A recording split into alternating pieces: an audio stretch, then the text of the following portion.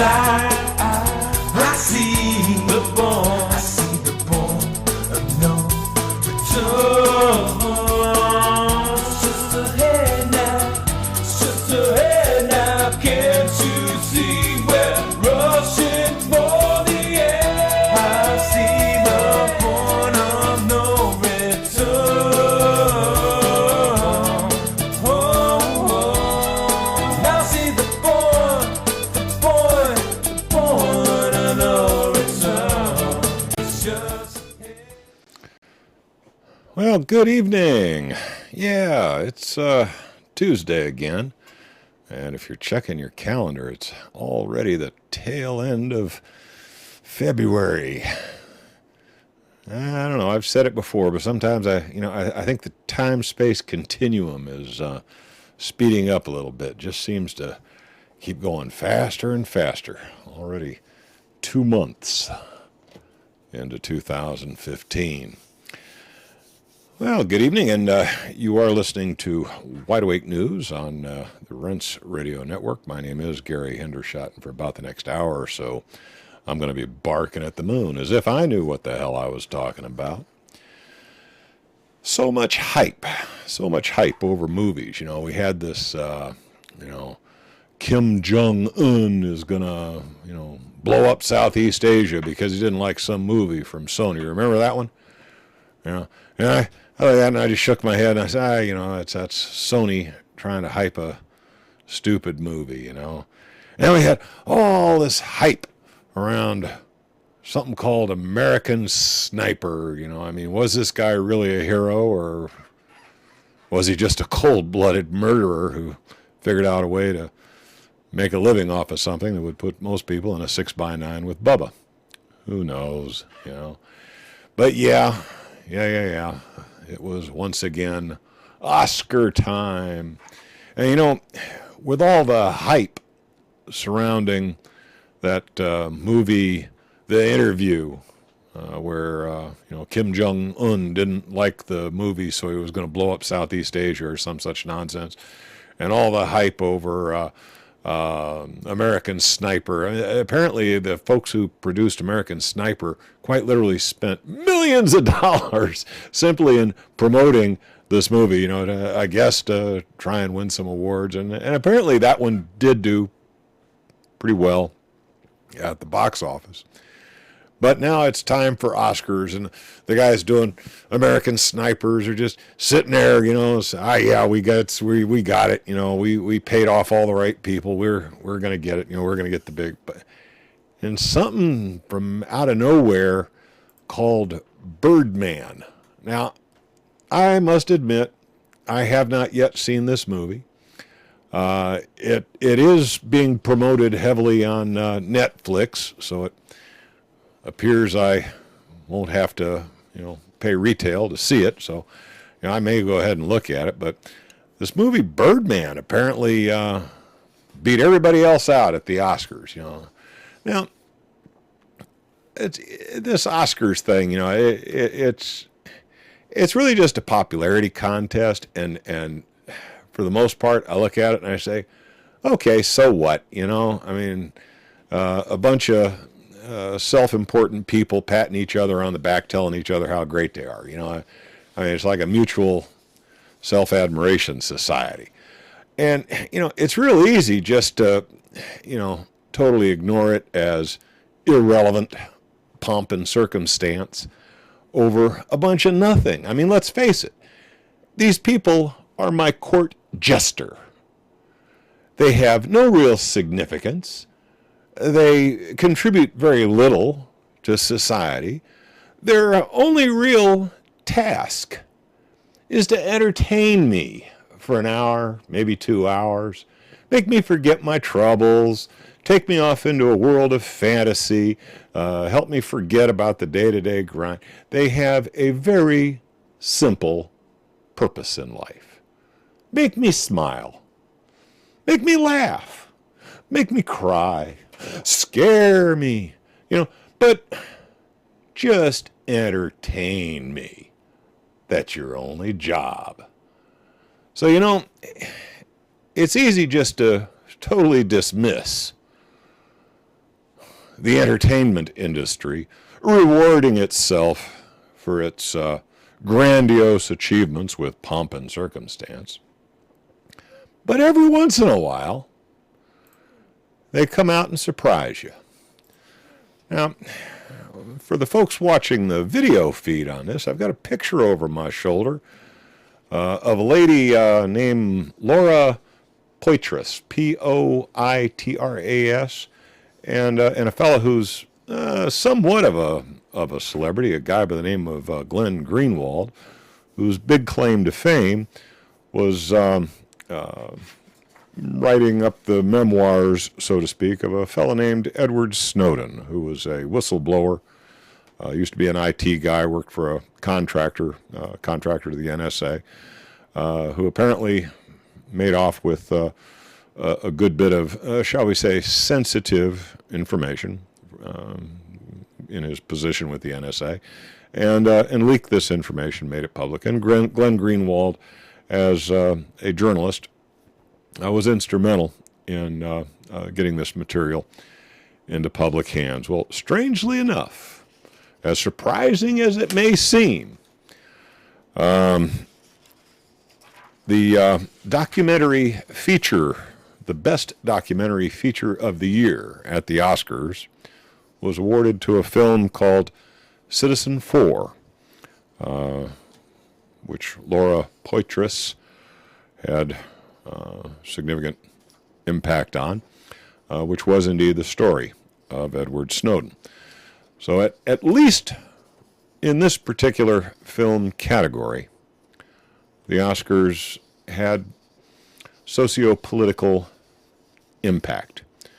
They basically put a seal of approval on an act that many consider traitorous. A lot of people say this fella Snowden was a traitor for revealing to the American people just how interested our government is in that secret banana bread recipe and chicken and dumplings recipe that my wife has stashed on her computer. So yeah, the Oscars. Yay! Seeing as how I've already paid the Netflix subscription, if I can see this movie Birdman that the Oscars thought so highly of, if I have a slow night some evening, I may go ahead and watch that movie. But Citizenfour, that one I'm going to be looking for. Shoot, if it comes to a theater near me, I may even pay the $15 for the uncomfortable seat in the theater and pay the Goyim price to watch that one. You? Well, consider and make up your own damn mind. Big in the news is that apparently President Obama has at least delayed the Keystone pipeline deal. Now, for those of you who don't, my take on this Keystone pipeline deal is that, they've got a big tar sands deposit out in Western Canada, and they really don't want to pay the price to have the oil shipped out of Canadian ports or U.S. ports. So what they want to do is they want to ship the oil via pipeline down to the Mexican border, where Mexicans can handle the loading of this oil on tankers to ship over to China. Now that's my take on the Keystone pipeline deal.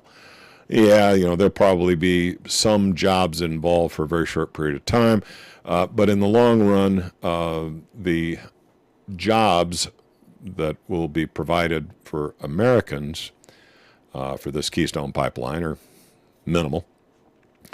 So in many ways, my take on it is I kind of agree with Obama that this Keystone pipeline thing, the United States is going to subsidize it. The United States is going to provide real estate right of way for this pipeline to cut through the United States down into territory where the Mexicans can handle the products. And, all of our longshoremen, all of our oil refinery workers and so on, they get cut out of the deal. They're not going to get any piece of the action. So I'm looking at this saying, okay, where's the payoff for us? The Canadians get to ship their oil through our territory. The U.S. doesn't get any significant piece of the action. So, why? Now, I suspect that in reality, all this is, all that we're being shown here is theater. And eventually, this Keystone pipeline is going to go through. It's going to happen. It's just that, the folks who are building this pipeline have not yet greased the right palms. They were betting on the Republicans, and they greased all the Republican palms.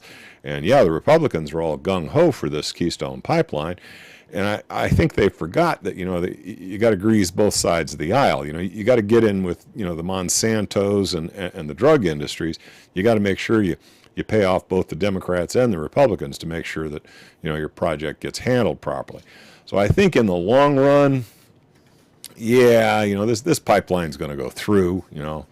Obama's veto of the bill that provides permission for the pipeline to go through is probably just a delaying tactic and a way to make sure that they get their proper piece of the action. Yeah, Don Guido has spoken. And speaking of piece of the action, if I were to say to you, race pimp,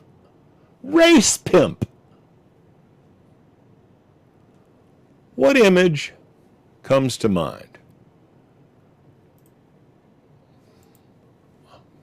Maybe, just maybe, a feller by the name of Al Sharpton? Does that ring any bells? Does anybody, anytime there's any problems anywhere that can be exploited as a black-white race issue, who shows up? Al Sharpton. Now, is this guy representative of the best that the U.S. black community has to offer? I mean, is that the best you got? But, in any case, Al Sharpton,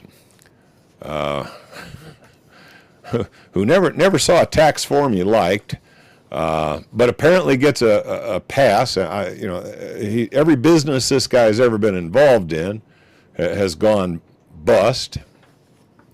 But whenever there's anything going down where he might be able to get out there and whip up racial tensions, you will find Al Sharpton in the forefront. But you can only fool people for so long. All right? And eventually even your constituency sees through your piles of BS and calls you on it. Now, in New York, there was an incident where, it was another one of these incidents where cops on steroids killed a guy who probably shouldn't have been killed. Okay? No question about it, the cops were probably dirty in this incident. But Al Sharpton, never wanting to let a terrible incident go to waste, was right there in the middle of it, trying to get, his face in front of the cameras and trying to whip up tensions so that they were even more than they were. Well, the fellow who got shot, his name was Garner. And some reporters happened to catch Garner's daughter and asked her, so you think Al Sharpton is kind of a crook in a sense? The investigator is heard asking Garner's oldest daughter. He's about this, Snipes replied, rubbing her fingers together. He's about the money with you? Yeah, she responds. Snipes, 24, also complained that the Staten Island director of Sharpton's National Action Network, Cynthia Davis, scolded her for handing out street flyers about her father's case that did not include Sharpton's organization's logo. Yeah, with Sharpton, yeah, he's out there, thumping his chest, trying to get his face in front of the cameras every opportunity he gets, trying to whip up racial tensions, whether they're there or not. But what it really boils down to with this man is, yeah, show me the money. Show me the money.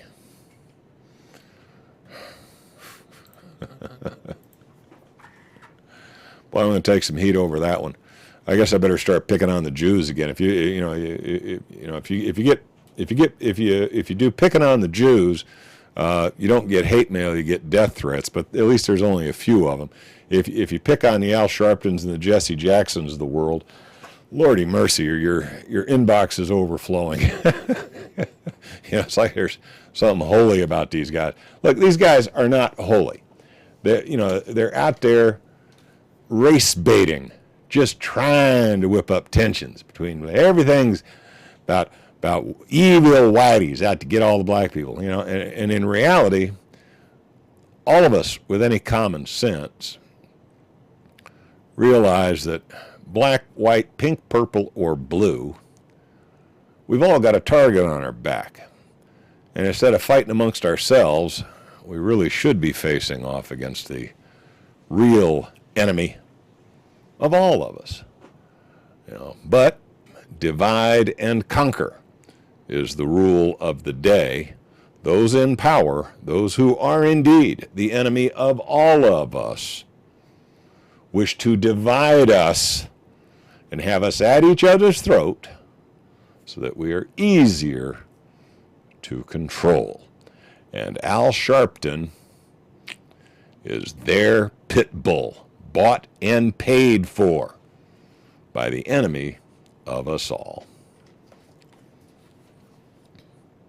Hey, that's my opinion. You consider the facts and make up your own damn mind. For a long time, I've been, crying in my beer, about how it seems the price of precious metals, it just seemed they were artificially depressed, I could never figure out, okay, inflation's going like crazy.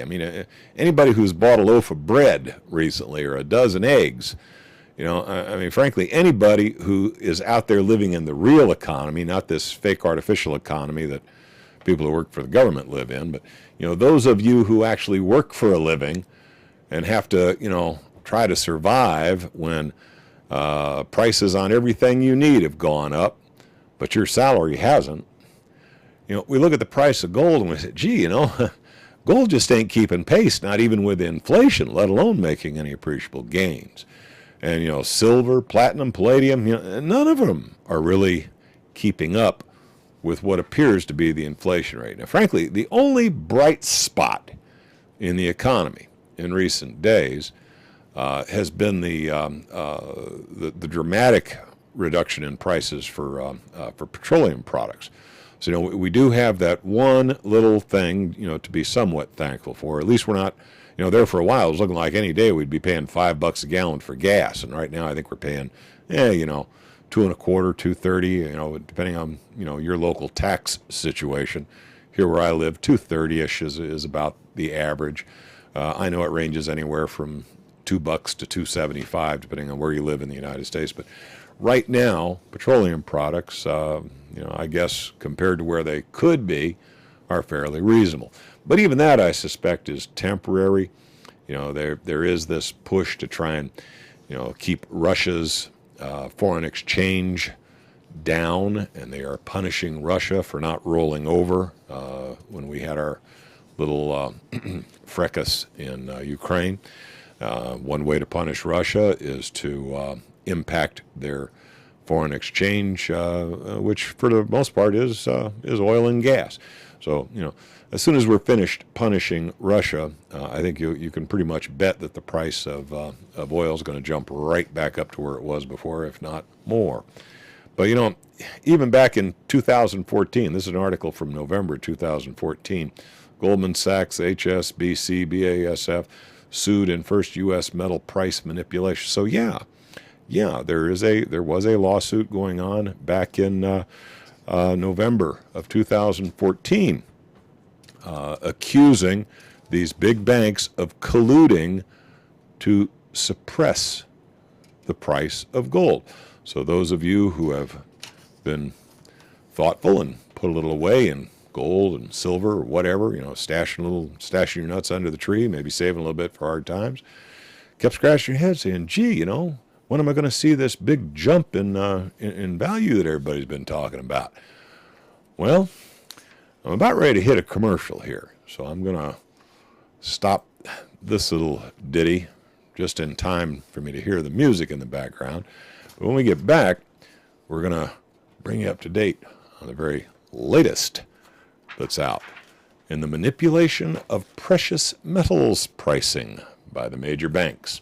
I am hearing the music, so I'm going to have to slip out of here for a moment and let them sell some product. I'll be back with some more barking at the moon in just a couple minutes.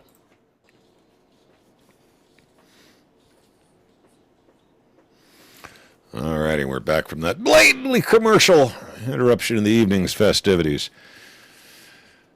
Precious metals. Now, you do not buy precious metals as an investment vehicle. That's, you know, not too smart. No, you buy precious metals as a hedge against inflation.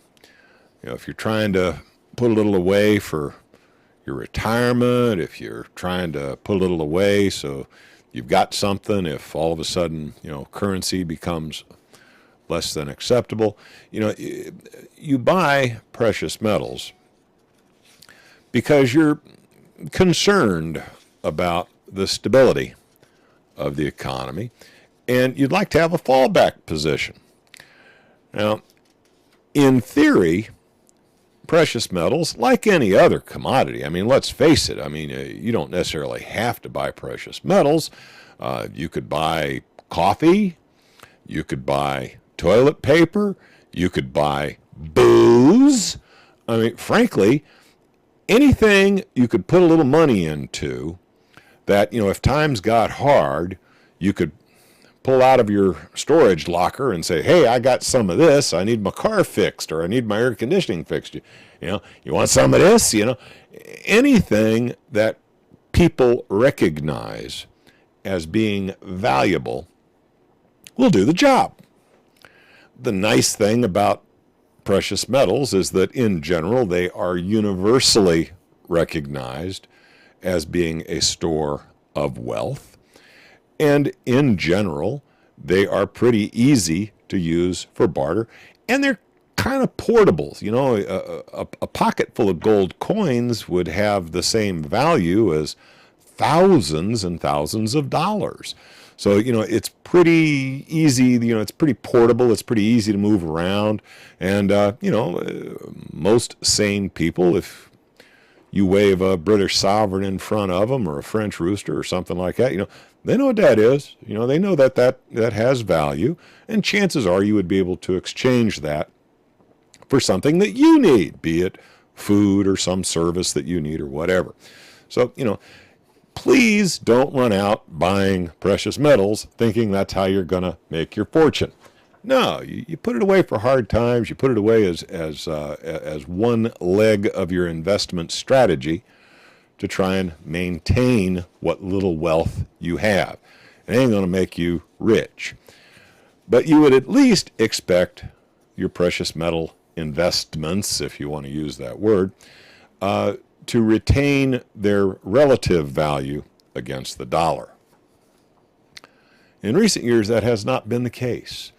And that's had a lot of people kind of scratching their heads saying, well, gee, you know, used to be able to buy a car, a nice car, for less than $20,000. Now a nice car is all of a sudden $40,000. So, you know, in that time, has my gold doubled in value? Well, in fact, it has. It has.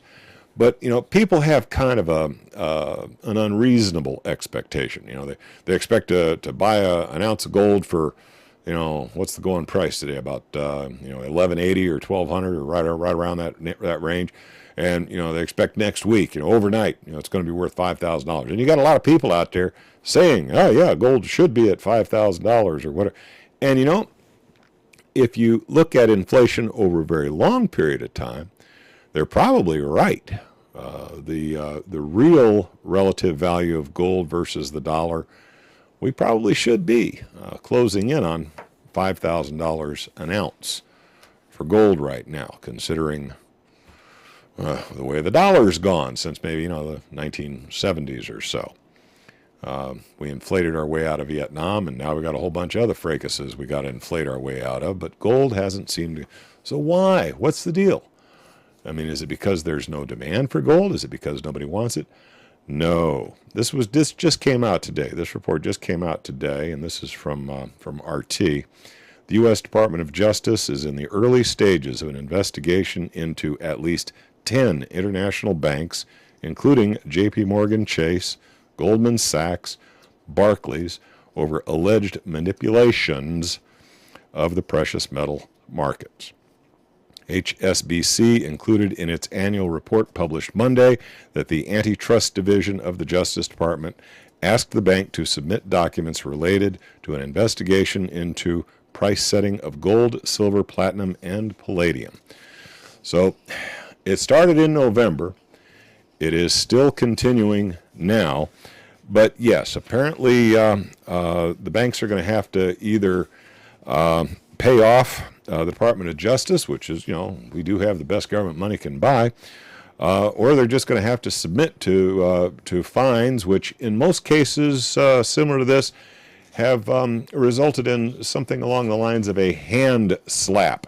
Now, these guys have made billions and billions and billions of dollars by suppressing the price of precious metals. Watch them, all together, get fined, $500 million or something like that.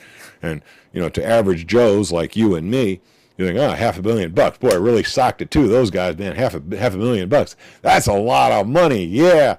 But compared to the money they made with their price fixing schemes, it's a drop in the bucket. Now, if you were going to throw in the towel and enter into a life of crime, and you figured out a way that you could engage in a criminal activity where you made $1 billion, and you knew that if you got caught, oh, I'm sorry, I got caught, you might get fined $1 million. Okay, let's see. I made $1 billion. I got to pay $1 million in fines. Oh, gee. Hey, it's a cost of doing business. And I can probably write it off on my taxes next year. I'll take it as a business expense. That was indeed government fines and slaps on the hands. I think there's an accounting line entry for that where I can claim it on next year's taxes. Yeah. So when it comes to the big central banks manipulating the price of precious metals, even if they do get found guilty, don't expect it to change anytime soon. Now, for the buyers out there, those of you who may be interested in purchasing small quantities, an ounce or two at a time of gold, or maybe 50 or 100 ounces of silver, this is actually not such a bad thing. We're in a time frame right now where, frankly, if you can find it, if you can find gold or silver where you can take physical delivery for within 10 or 15% of what's quoted as the spot value for gold, this is a real good time for buyers. The sad part about it is that, people are funny. People are funny. you got a period in time when prices are down. People look at and they're scared of it. Oh, I don't know if I want to buy any of that. It doesn't seem to have the price appreciation of some of these other things over here.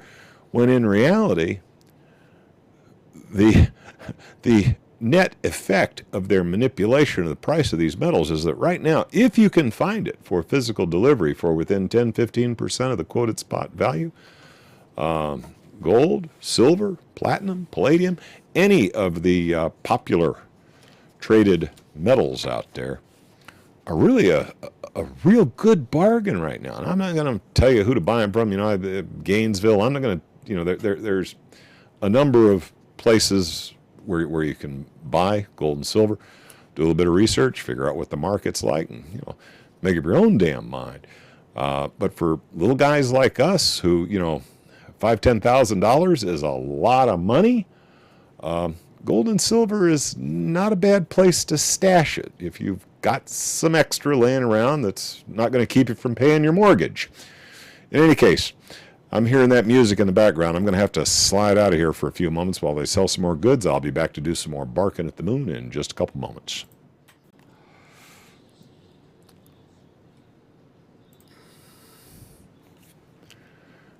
Okay, and we're back from our break. That was the last break of the evening. I'll tell you, I don't think I'm going to get through this pile of paperwork I've got here tonight.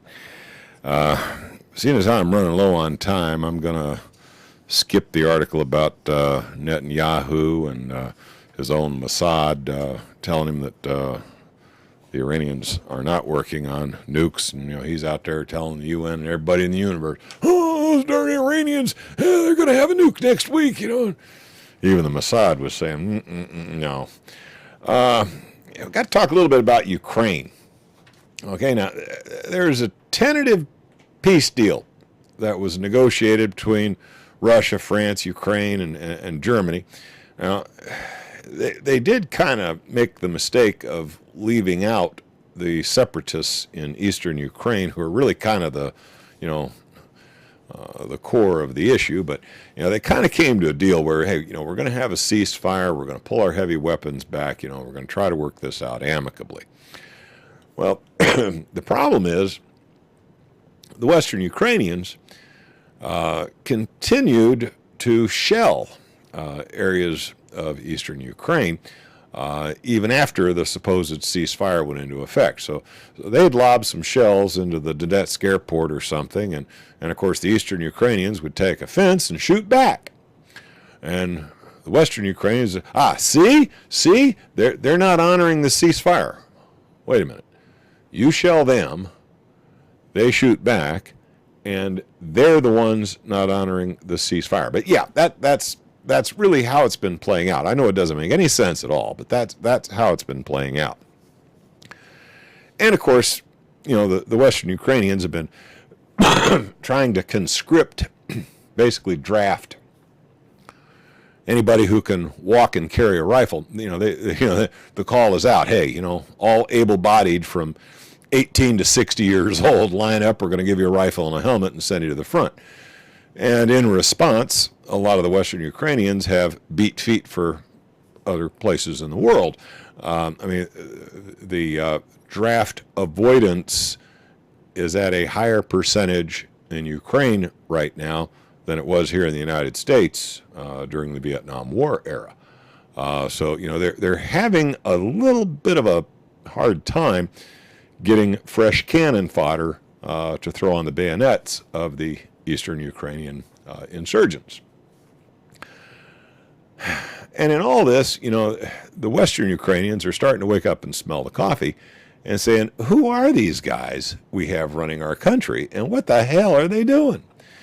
Well, this isn't sitting real well with U.S., EU interests who, are still complaining that they didn't get everything they had paid for. They thought they had paid enough money and bought off enough people that they'd get Crimea and all of Ukraine, and now all they got is the impoverished western portion of Ukraine.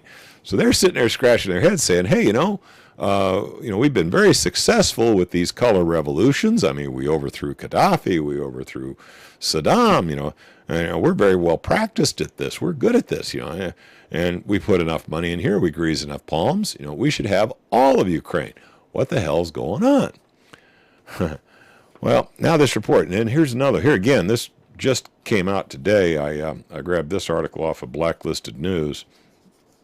Former Ukraine deputy prime minister says another coup cannot be ruled out among currency implosion central bank charges. Now, bottom line, Ukraine's out of money.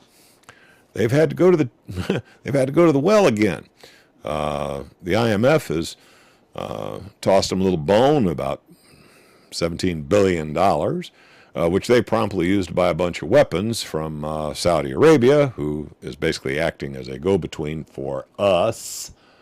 We provide the weapons to Saudi Arabia. Saudi Arabia sells them at a discount to Ukraine. We've got plausible deniability. We didn't do it.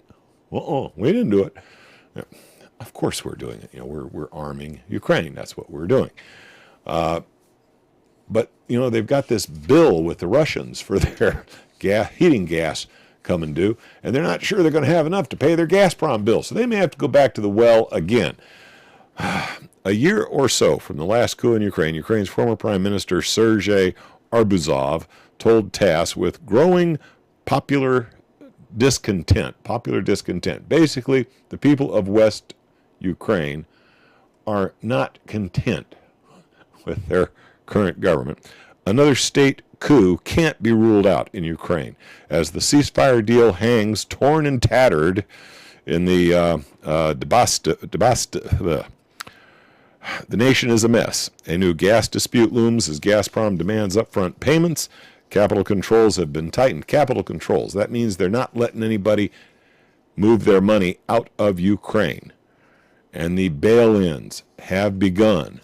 People's retirement savings, people's checking accounts, people's savings accounts are being raided by the government of Ukraine.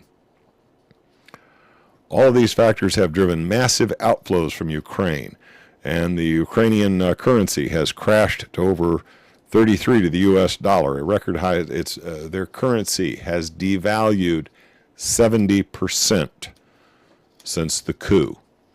So, yeah, Ukraine is looking a lot like many of the color revolutions that the United States has fomented over the last few administrations.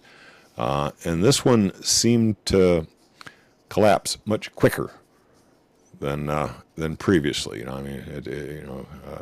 I think Iraq managed to hold it together for 6-8 years before we had to invade them again.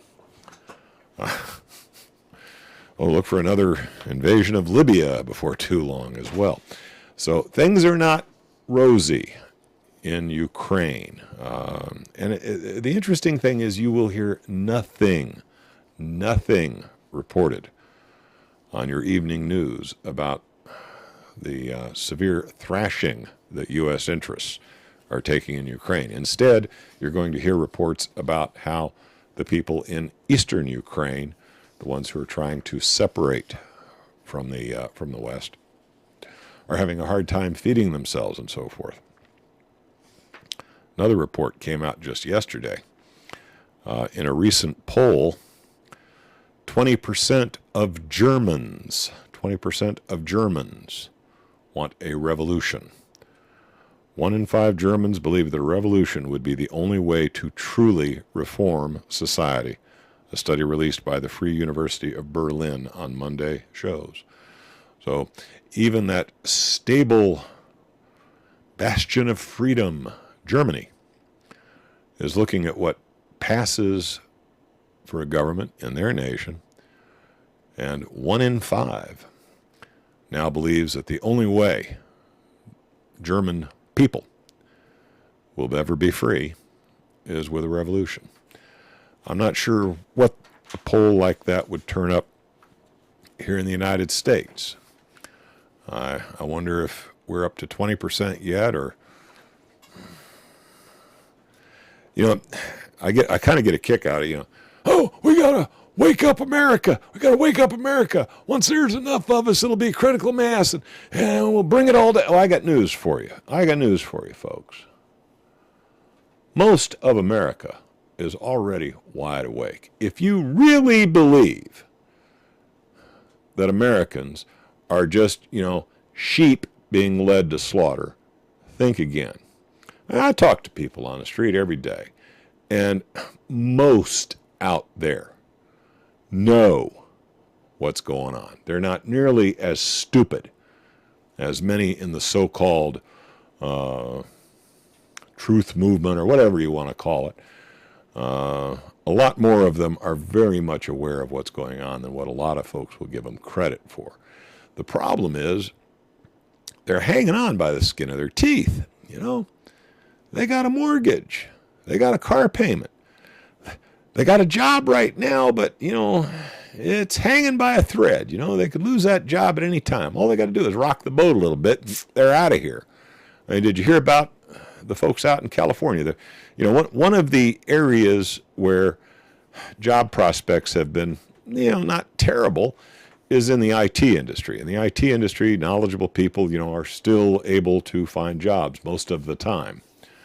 But, Edison, California Edison, the electric utility out there, has decided that to reduce their costs, what they're going to do is they're going to bring in a bunch of H-1B visa holders from Bangalore and Mumbai, and have their current IT staff train them to replace them. Yeah.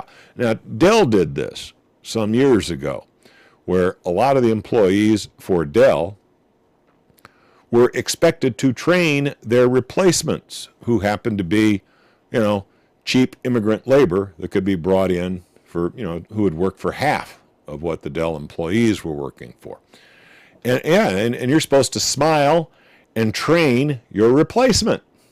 And of course, a lot of them did. They knew what was going on. They knew it was dirty, but hey, at least I get to hang on to my job for another 30 days. It's 30 days before I have to face the unemployment lines. So, you would think that faced with something like that, a strong union would get together and say, no, we're on strike. We're going to shut you down. We're bringing in scab labor just to cut our price. But no. That's what's really going on. People today, the economy is so shaky that people are afraid to rock the boat for fear of losing what little they have. They're not asleep. They're not sheep. They're not stupid. They're scared. And yeah, I think Gerald Celente said it best. When people no longer have anything left to lose, that is when they'll lose it. And yeah, you want to see a bunch, the fact is it's gone so slowly. They've been so careful about pushing people off the cliff, just one or two at a time. It's not like they round up a whole herd and push them all over at one time. They're being very cagey about how they're doing this. But it all wraps up. It all wraps up together. This immigration thing, the reason they want all these illegals coming in is to depress salaries. All this, globalism. The reason all the jobs are headed south right now is, hey, you want to hire a guy to do a job here in the U.S. It's $15 an hour. You can hire that same guy down in Central America for $1 an hour. Well, when do all the jobs quit going to the south? Well, when the employees in Central America come up to about $6 an hour, and employees here in the United States go down to about $6 an hour. Then we've got happy, joy, and everything is just hunky-dunky-dory. So the pressure's on. The pressure is on to reduce your standard of living and turn the United States of America into a third world nation. That's where we're headed, ladies and gentlemen. Y'all have a good evening. I'm headed out of here. I hear the music in the background. They're dragging me away. I'll be back next Tuesday to do some more barking at the moon. Y'all have a good week.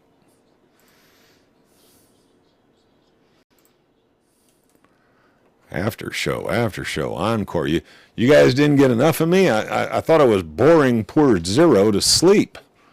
You know? Zero, no, I'm not.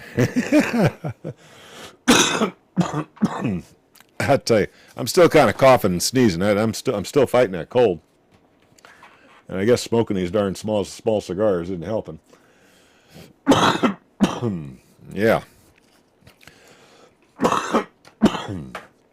I did have a whole bunch of more articles to get through. I'm going to try and run through some of these real quick. Let me see here. I guess I'll go ahead and use my visuals. Let's see, where's the right visual for this one? Yeah, here he is. These consumer grade drones are actually, they look kind of fun to me. I kind of admire these things. And, long time ago when I was very, very young, I used to do, little radio controlled airplanes. And, back when I was a Boy Scout dad, I used to work every year with the kids building their model rockets and everything. So, it was a lot of fun. I kind of enjoyed it. And I'm looking at these consumer drones now. It can get to be a very expensive hobby. I've seen the itty bitty little ones, I guess the kind that I might buy to learn how to fly one of these things. I've seen those for as little as $50 or $100, So, I mean, if you just want to get into it and play with one a little bit, maybe get the hang of flying them and so forth, I guess you can get kind of into it for $50 or $100, But if you want one of the cool ones, if you want one of these ones that can take a camera up and send you back live video feeds and all that, I mean, if you really want to do something cool with them, you got to be ready to lay out $1,000 to $2,500. I mean, some of these toy drones can get to be pretty expensive, and of course, if you're the U.S. federal government and you're buying your toys with other people's money. Hey, the sky is the limit. You can afford ones that shoot missiles at wedding parties in Afghanistan from 5,000 miles away. They're really cool stuff. Yeah, don't you wish you could buy one like that? But some interesting new applications for drones are being toys with today. I did an article not too long ago. I was covering something about how Amazon was talking about delivering product with drones. Well, that's kind of cool if you think about it, but I'm wondering how they're going to get the Federal Aviation Administration to go along with some of that. But I can just imagine out in some rural areas, like you got one package that's got to go to a farm out on a rural route way out in the boonies, and I'm thinking about that, saying, gee, if you could program a drone to deliver that guy his package and then come back safely without flying into a Boeing or something, that would be kind of cool when you think about it. It'd be a relatively inexpensive way to deliver merchandise to somebody out in the boonies. So, if they ever figure out a way to do it safely and conveniently, I can see where there might be an application for that. I might even get on board with it. That sounds like a good. I would much rather see them use a drone for something like that than blowing up a wedding party from 5,000 miles away. But, this report just came out, and I think this one is just a little bit disturbing.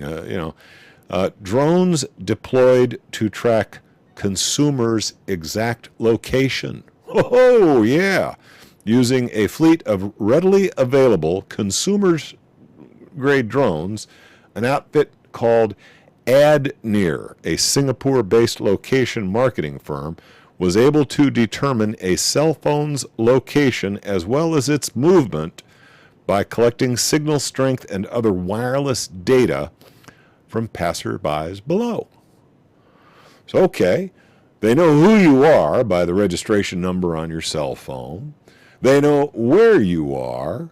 And here you are walking past a store that has subscribed to their service. Let's real quick send a text message to your phone with a coupon in it for something from this store you're walking past. So, your phone goes beep, beep, beep. You pick up your phone and look at it. And here's, 20% off if you walk into the store right now as you're walking by it.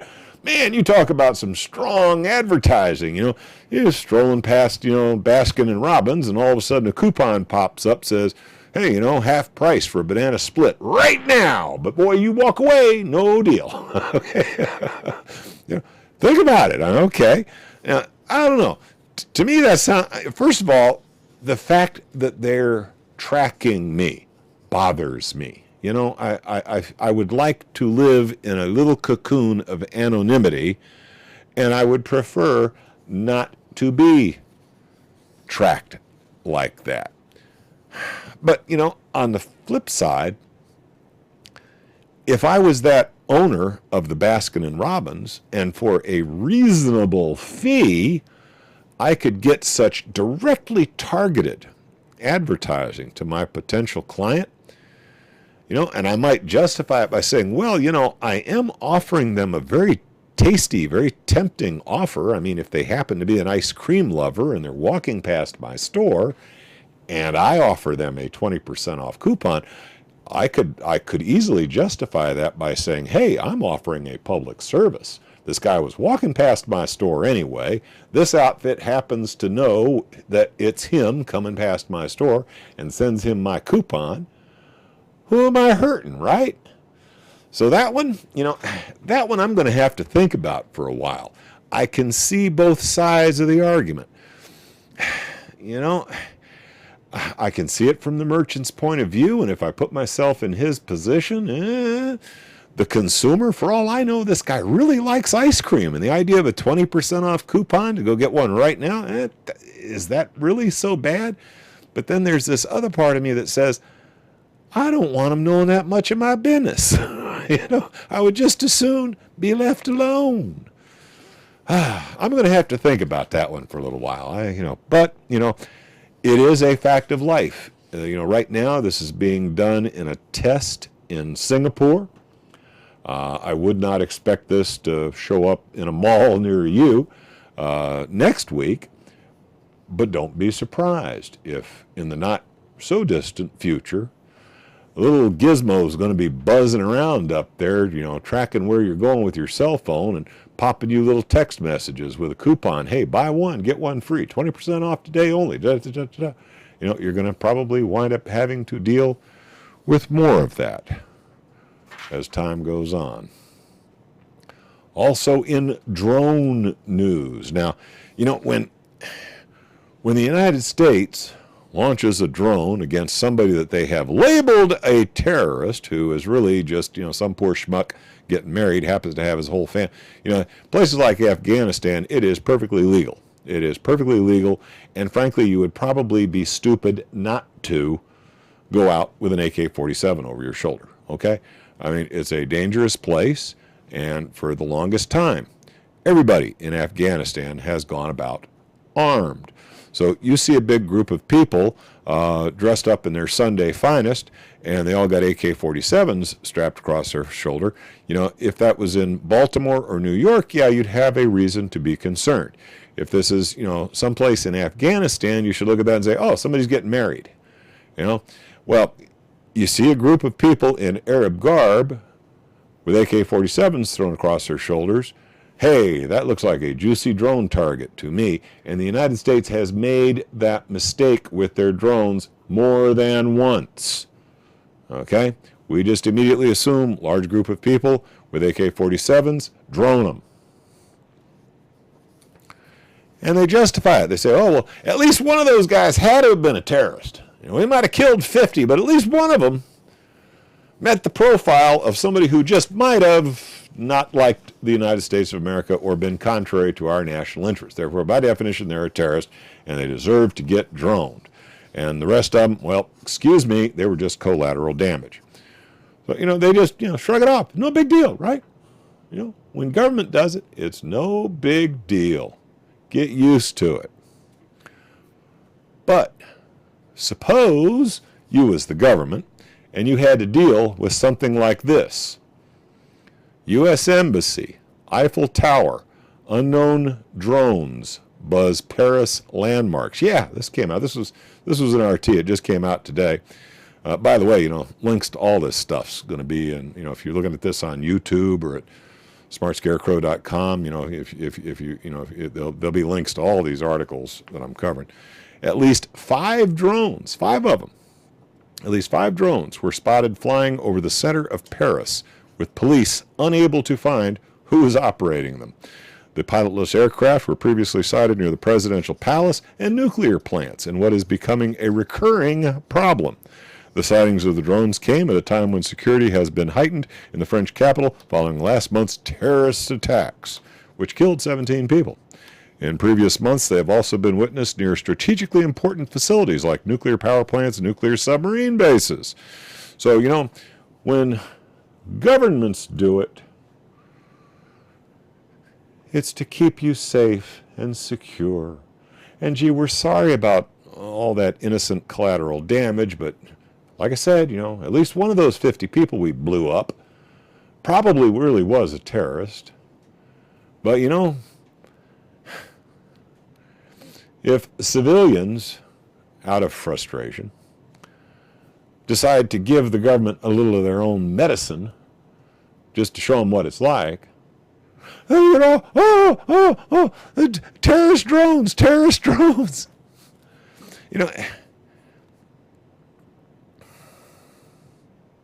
All right, I know a lot of you do not see the humor in that. It's kind of a twisted, perverted humor. But yeah, really, now that these machines are within reach of the average consumer, there will be more and more instances of somebody flying their drone with a camera on it right over the White House, and invading precious airspace. And when our government does that, they got all the justifications in the world. But if you just wanted to get a really good picture of a historic landmark, you wanted to get a picture of the White House or something, chances are, for you, you'll be looking like a terrorist.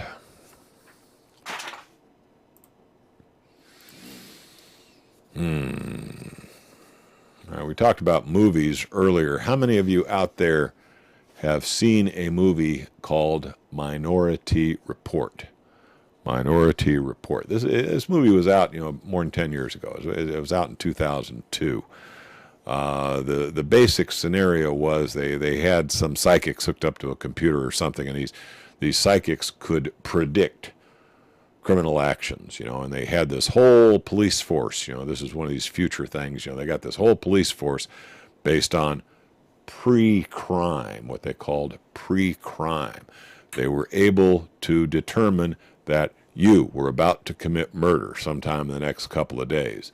And they had rewritten the laws in such a way that, based on the report coming from these psychics, they could just go snatch you, and find you guilty in court of pre-crime. Yeah. Kind of scary when you think about it, okay? The idea that, based on some kind of mumbo jumbo, they could just snatch me off the street. I haven't done anything, but at some point in the near future, I will. Therefore, by definition, I am guilty of pre-crime, and I'm going to be in a 6x9 with Bubba because some psychic said that I was going to maybe do this at some point in the future. Well, it turns out in the movie that, there was always one of the psychics who disagreed, who said, wait a minute, I'm not in with the majority report. I have a minority position on this.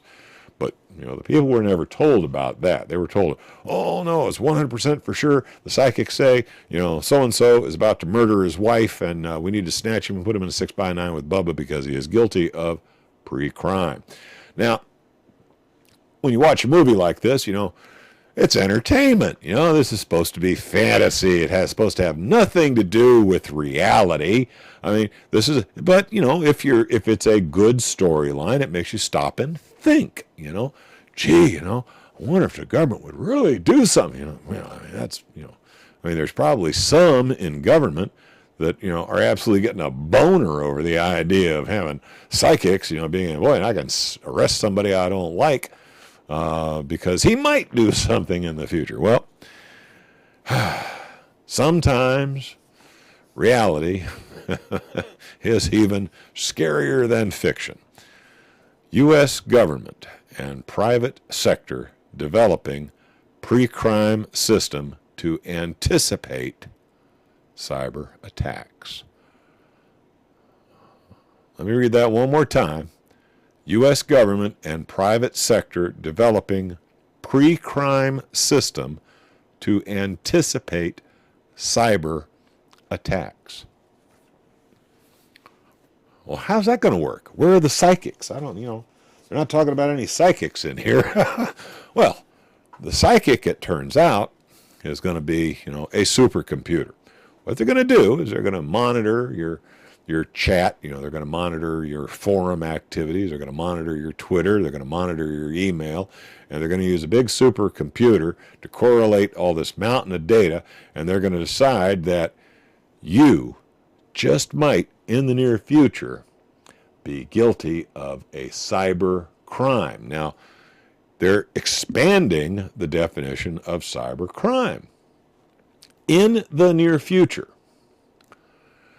if I were to produce a YouTube video similar to this one, where I express my dissatisfaction or disagreement with the generally accepted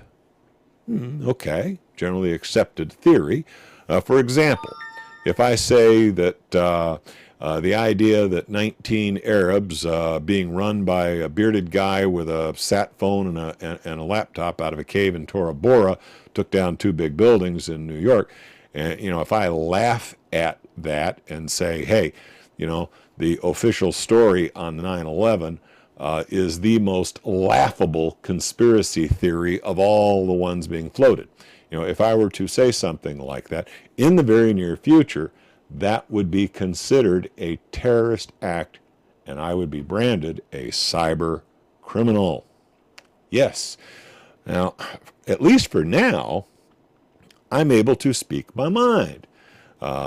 We do still have a little bit of respect for the freedoms granted Americans under the Constitution and under the Bill of Rights. But as you have seen over recent years, those rights are being eroded a little bit at a time. They're definitely going after the Second Amendment. They're just tearing up the Fourth Amendment. The Fourth Amendment is pretty much shredded at this point, and they're starting to come after the First. All right.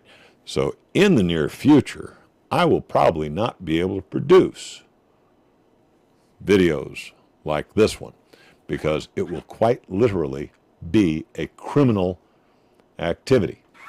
So, suppose on my Twitter, I happened to mention that, just a couple years ago, before it was illegal, I did a video about something like that, where I, disagreed with the government. Oh, well, that's going to raise a red flag. And this big supercomputer is going to be looking at this kind of stuff, and they will immediately assume that I am guilty of pre-crime. I haven't done it yet, but I just might, based on something I might have done 10 years ago.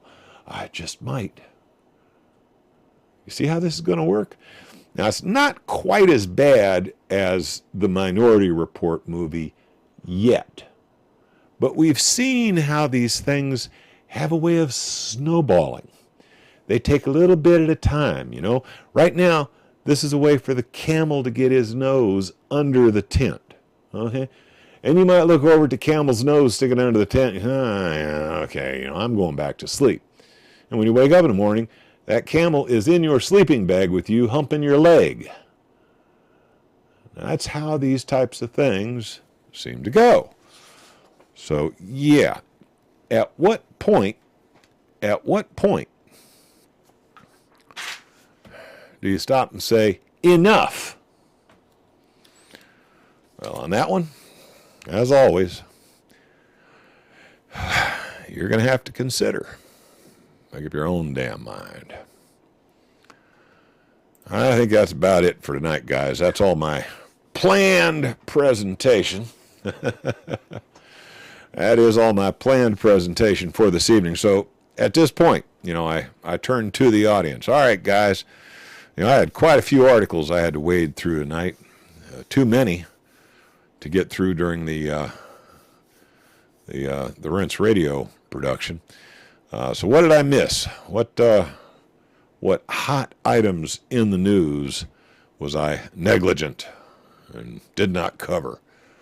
Gary, did you read the DARPA BAA that they post about this stuff? That's probably where I got my article. 59, the missiles are already in place, yeah.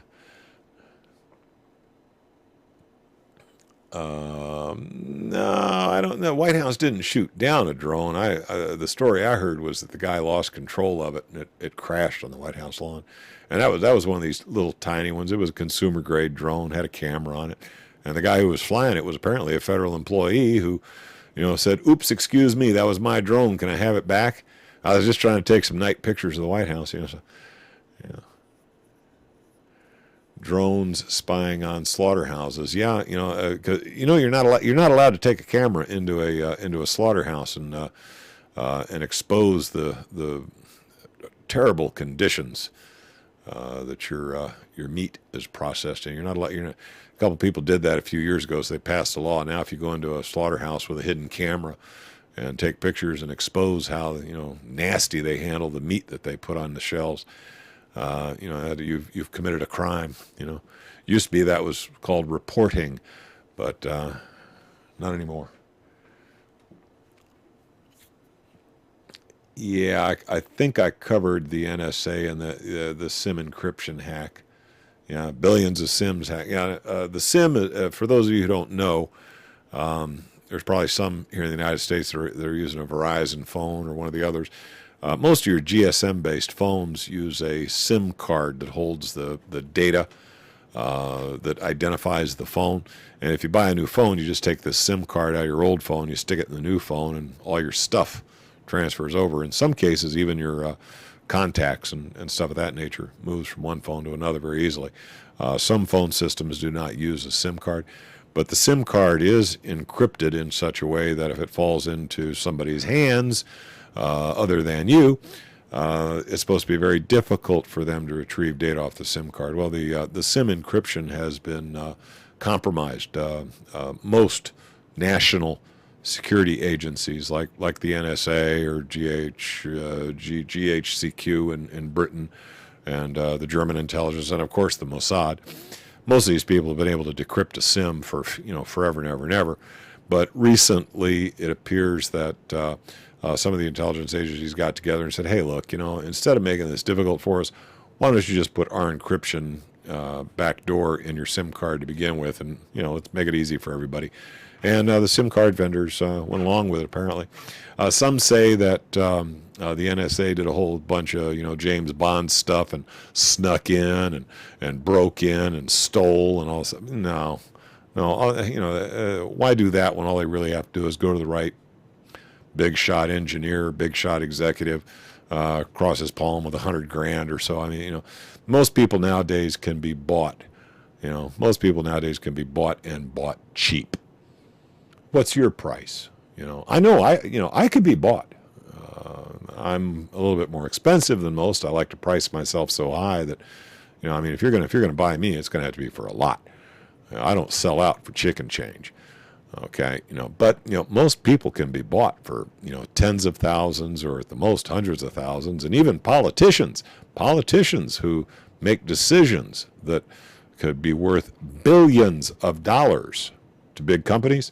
Most of those politicians can be bought for hundreds of thousands of dollars. It's embarrassing how cheap it is to buy a U.S. politician.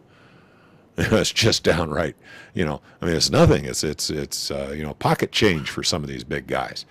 So, if they wanted if they wanted special code put on your hard drive, or they wanted special code put on your phone's SIM, they just got to pay off the right guy. And for them, the kind of money we're talking about, a couple $100,000 or even $1 million, that's nothing to them. That's a cost of doing business. One little line item in their budget. Off to jail with me, you betcha.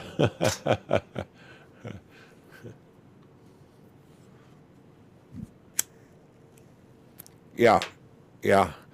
Sinclair Lewis, if he wrote The Jungle today, The Concrete Jungle, I think it's called. I think it's called The Concrete Jungle is the book that Sinclair Lewis wrote. And that book is still relevant today. If you did not read that book in high school like I did, Sinclair Lewis, The Concrete Jungle. Find a copy of it. Chances are you'll find it at the antique bookstore for cheap, because these days nobody reads anymore. But yeah, Concrete Jungle by Sinclair Lewis. It's a very relevant document even today. And yeah, I suspect if Sinclair Lewis was around and he wrote that book, or even worse, produced a YouTube video on that topic, yeah, he'd be in a 6x9 with Bubba. You betcha.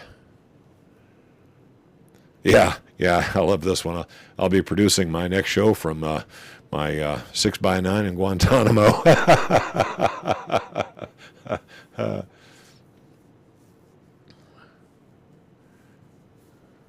America's Book of Secrets is entertainment.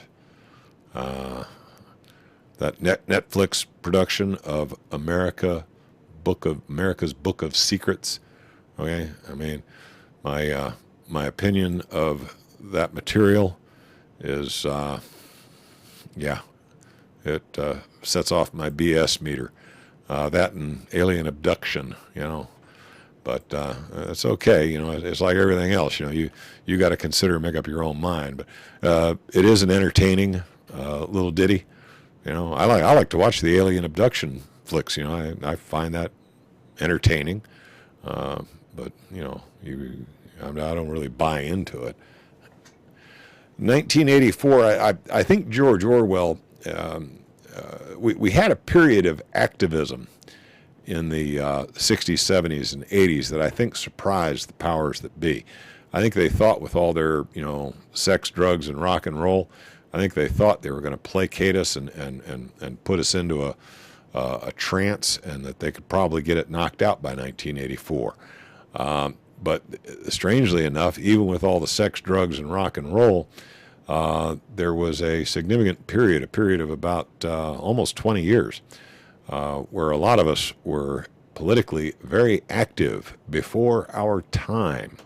And I think that set them back a little bit on their schedule. I think we probably have, about the time of 2001, about the time of 9/11, they finally got the last piece of the puzzle in. And now, as we look at the situation today, yeah, we're in 1984. It just took them a little bit longer to get there than what George Orwell thought. He predicted it all be in place by 1984. I think we set them back about 20 years. Most of us back during that time, we thought we had won the war. Man, we were celebrating. When Nixon resigned in disgrace and the war in Vietnam was over, and it looked like we were getting back on an even keel, most of us breathed a heavy sigh of relief and thought we had actually won the war. We thought we were just vain enough to think we had fought a revolution and actually had some impact. History proves us wrong. All we did, at best, all we did was slow them down by maybe 20 years. We put them off their game a little bit. But no, we won a few battles, but like dummies, we thought the war was over. We went back to our lives. We wanted to have a home and a job and a wife and a kid. And, we wanted things normal. We just wanted to get a normal life. We thought we had won the war, and now that it was peacetime, we were entitled to a normal life. And boy, were we wrong. While we were busy raising our kids and being Boy Scout dads and taking daughters to dive meets and, trying to act like normal people, they came right back at us, twice as hard as ever.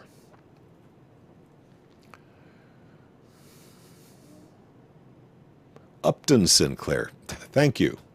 Yes, Upton Sinclair wrote The Jungle, yes.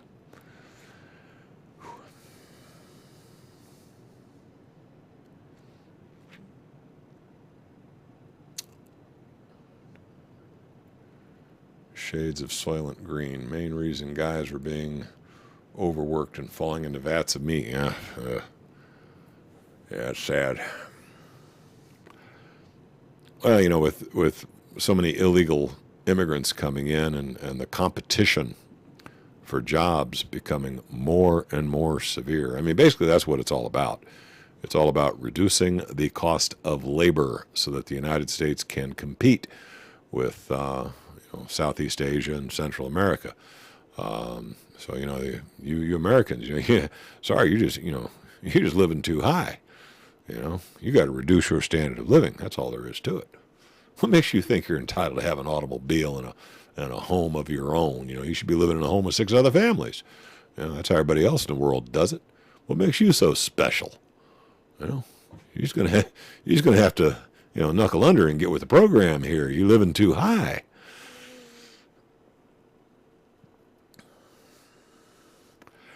That's the thing. See, it's the idea of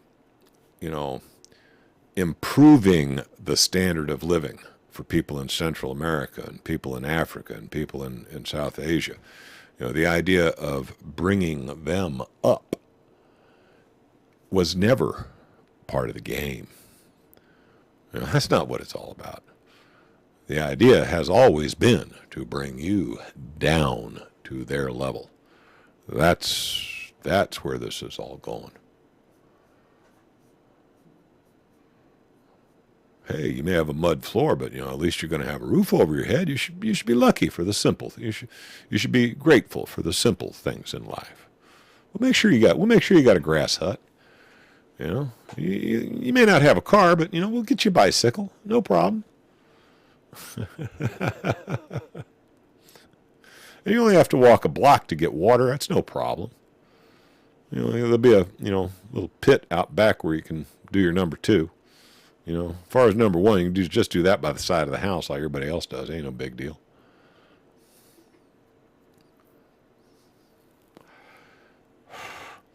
Yeah, I saw that documentary, Bought. There's no real revelations in it, but it's a nice summary on all the stuff we already knew. It's like so many of these other things. They put everything together in a very nice package. That documentary, Bought, is worth seeing, and I think at least temporarily.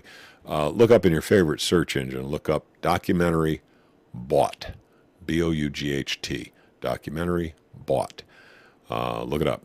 For right now, if you sign up with your email address so they can spam you, you can watch it for free.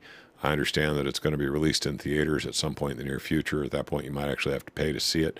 If you wait 3 or 4 months, it'll probably be out on Netflix. But at least for right now, if you sign in with your email address, you can watch this movie for free. And there's a lot of. It's a very nice consolidation of all the various factual reports on GMOs and big pharma. So it's worth watching. If you want to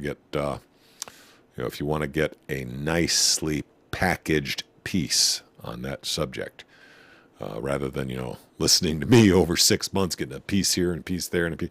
These guys put it all together in one nice neat package on that subject.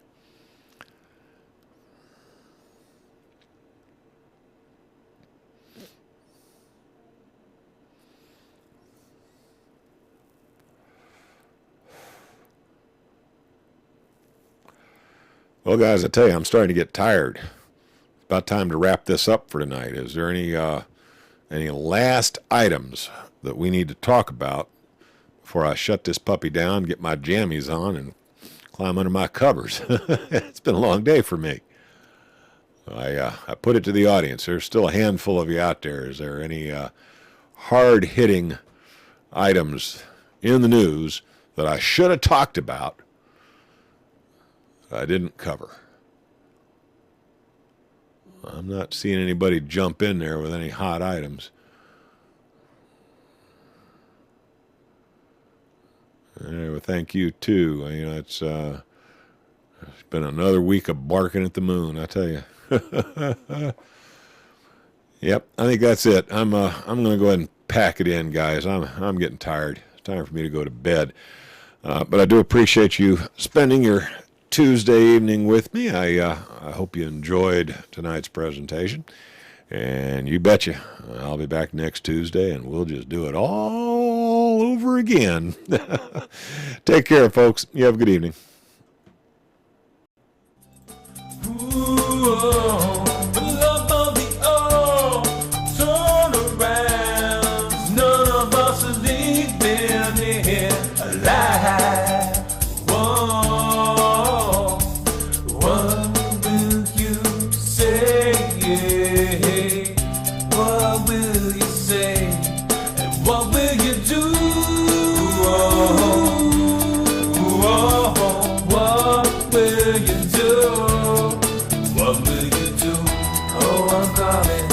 Calling out to you, won't you turn